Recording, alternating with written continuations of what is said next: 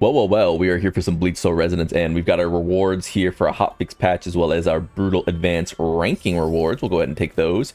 And yeah, it's time to pull for the girl. Neliel is officially here.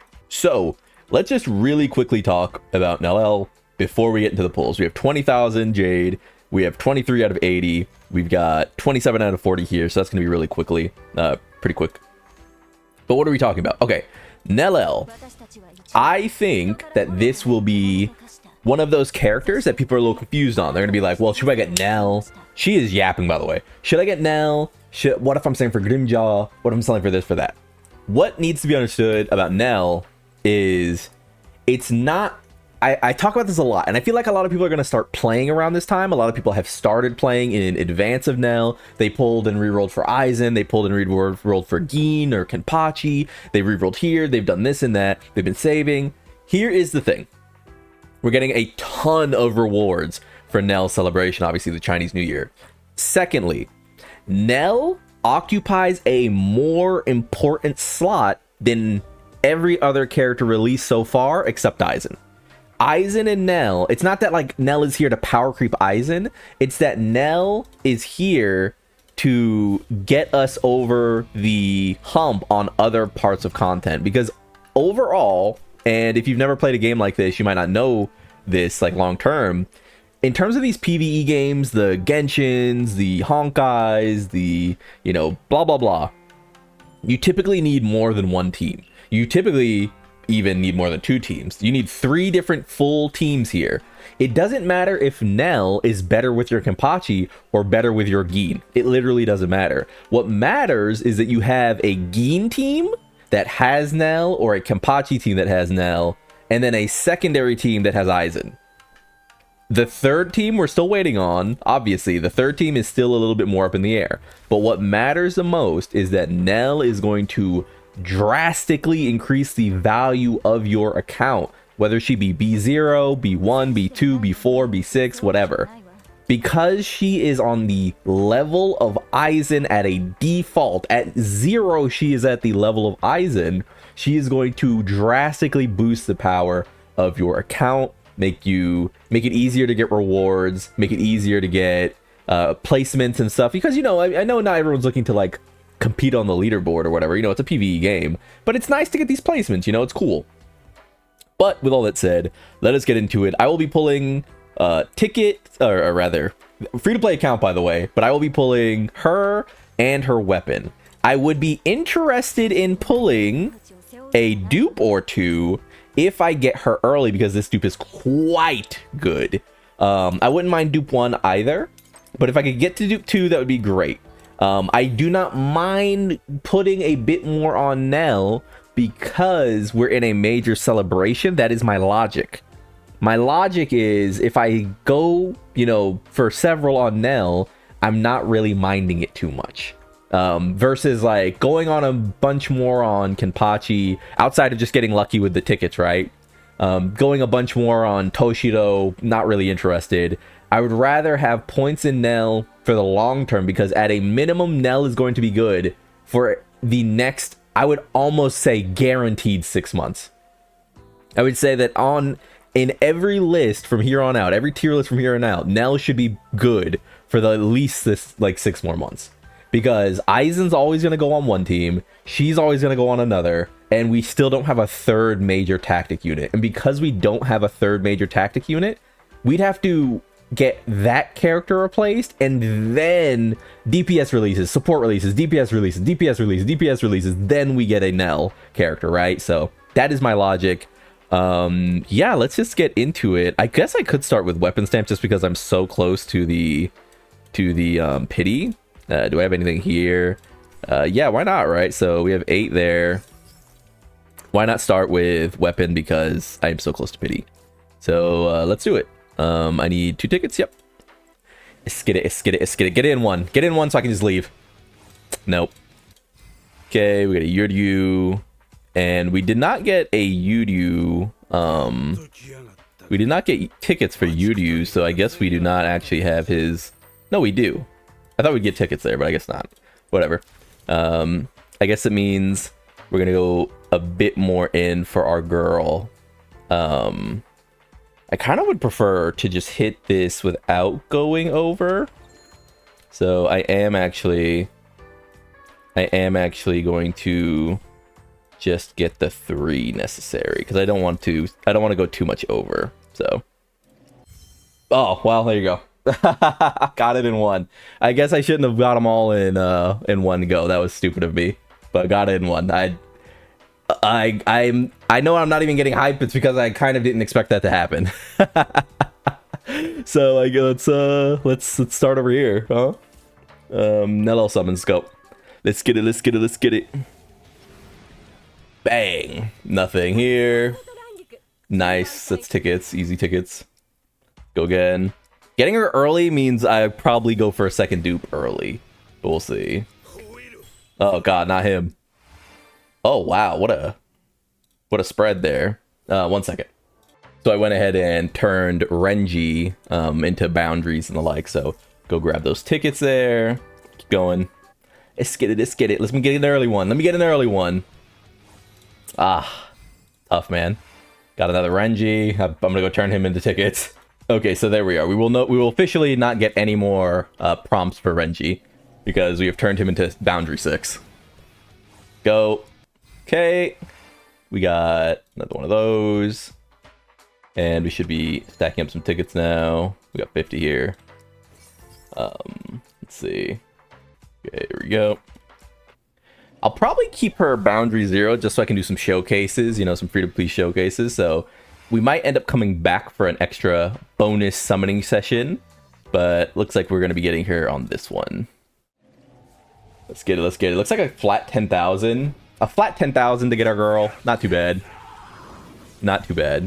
Let's hear these voice lines.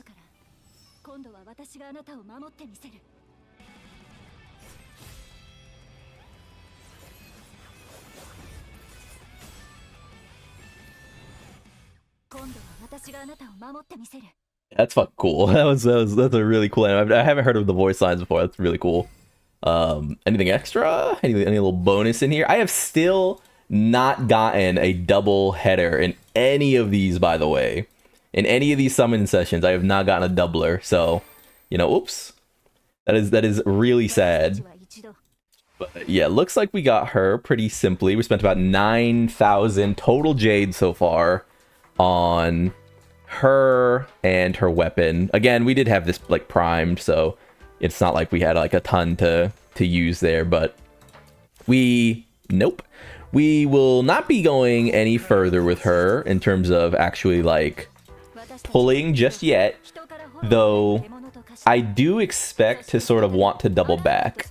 And a lot of that has to do with Boundary 2 giving this buff to crit damage. Stacking 4 times, so an 80% crit damage buff is kind of fucking crazy. And I'm much more interested in, again, having really powerful supports over having, you know, the DPS came out and now he's doing DPS and he's going to get replaced in 2 months by, you know, Vastalord Ichigo, right? So I am interested in maybe considering this. She'll be excellent for Grimjaw. But for now, let's go to battle. And we're going to spend the last bit of time here. Yes, I'll protect you this time. So I didn't use anything up until now. We have been completely waiting for this. I don't know how this works. I guess I get to decide at some point. Whatever. We're just going to let this play. And we'll let it rock. Let's have Kenpachi work. But yeah, there's the summons. I mean, they went pretty well. We're gonna hopefully get the core stamp in pretty breezy fashion, but you know, we'll hang out here and just do a little yap. And I think that Neliel overall will be a pretty powerful character. For any level of account, I don't think you really need to worry about having a character to set her up. I think she's just going to be strong, and I think you should prioritize her. I'll say that much, but I'll let that rock, and we'll come back when we've got a core stamp, hopefully. And here we are. We actually had to use our pity for the stamp collector event here, so I suppose whenever we build these back up, we can go again, but for now, I am taking my gains and going home. That is why you save, by the way. That is why you save those until you actually need them. But obviously, we only have 13 more days or what have you to use the rest of them. But until then, let's go ahead and grab. We did snag another one of these in the meantime, so I guess I'll go ahead and use that. That's pretty nice. We'll go ahead and snag. I actually don't know why his is lit up. I guess it just has, oh, I guess it says another one it can raise. So we'll go ahead and do that. We'll just continue down. Where's our girl? Yes, sir.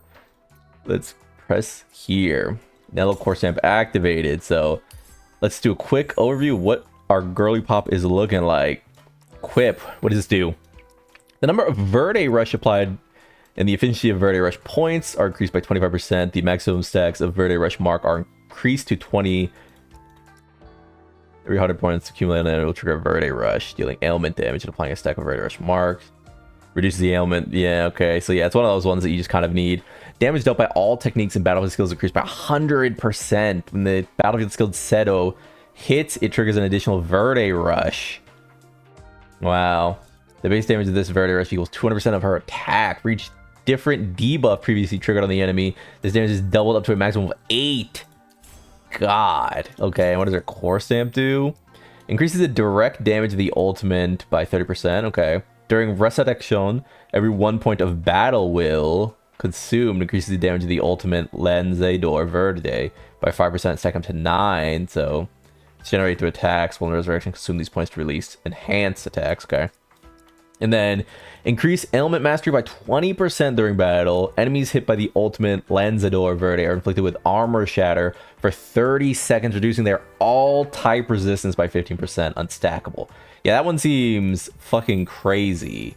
So there's that. Yeah, overall, she is looking very good. She does have her own bond, by the way. Increases ailment damage bonus by 24% during battle. When equipped by a tactic character, this increases her crit damage by 24%.